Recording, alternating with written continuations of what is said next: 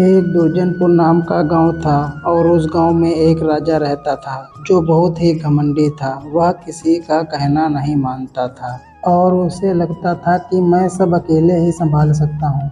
इसीलिए उसने अपने राजमहल में किसी भी मंत्री को नहीं रखा था। गांव वाले भी अपने राजा से बहुत परेशान थे क्योंकि वह उनकी सेवा नहीं करता था। गांव वालों को परेशानी में देख एक लड़का आता है जिसका नाम रघुवीर था। रघुवीर एक बुद्धिमान लड़का था।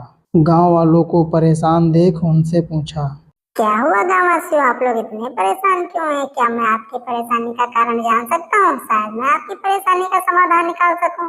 अरे नहीं रघुवीर, जब राज्य का राजा ही समाधान नहीं निकाल सकता तो तुम क्या समाधान निकालोगे? अरे फिर भी आप मुझे कुछ तो बताइए। वो क्या है ना रघुवीर बेटा, तालाबों का पानी सूख चुका है और हम लोगों को खेतों की सिंचाई करने में तकलीफ हो रही है और हम सभी चाह रहे हैं कि नदी से खेतों की तरफ नहर बनाई जाए जिससे कि नदी का पानी खेतों में आ सके और हम सभी खेतों की सिंचाई कर पाएं।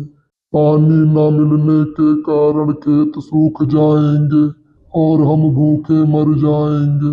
अरे नहीं नहीं नहीं, आप लोग ऐसा मत कहिए, हम कुछ करेंगे। फिर रघुवीर राजा के पास जाता है।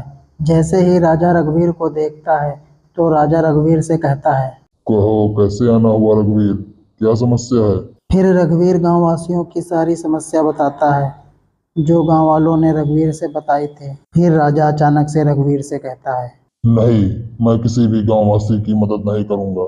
जाओ और जाकर कह दो गांववासियों से कि अपनी समस्या का समाधान खुद करें।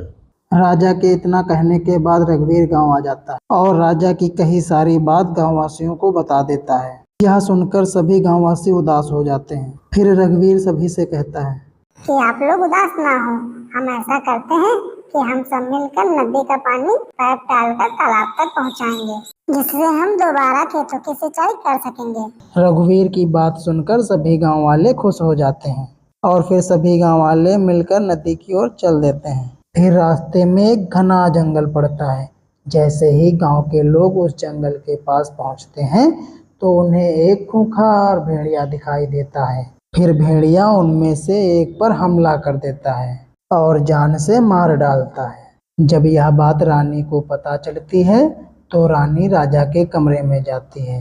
राजा तो आराम से अपने कमरे में सो रहा था। फिर रानी राजा को जगाकर बताती है, महाराज, आप तो आराम से सो रहे हैं और वहाँ जंगल में एक भेड़िया एक गांववासी को मार के खा गया। गांव के राजा होने पर आपको तो उन गांववासियों की मदद करनी चाहिए, लेकिन आपको तो क्या, आपको तो सिर्फ सोने से मतलब है। रानी की बात सुनकर राजा को समझ आ गया कि हमें गांववासियों की मदद करनी चाहिए। फिर राजा अकेले ही अपने घोड़े के साथ जंगल निकल पड़ता है। फिर राजा भेड़िए से लड़ाई करता है और उसे जान से मार डालता है। उधर गांव वाले भी रानी के पीछे पीछे जंगल पहुंच जाते हैं। फिर राजा नदी का पानी तालाबों तक पहुंचा देता है। गांव वाले राजा रानी की जय बोलते हैं और खुशी खुशी अपने खेतों की सिंचाई करके अपना जीवन व्यतीत करते हैं।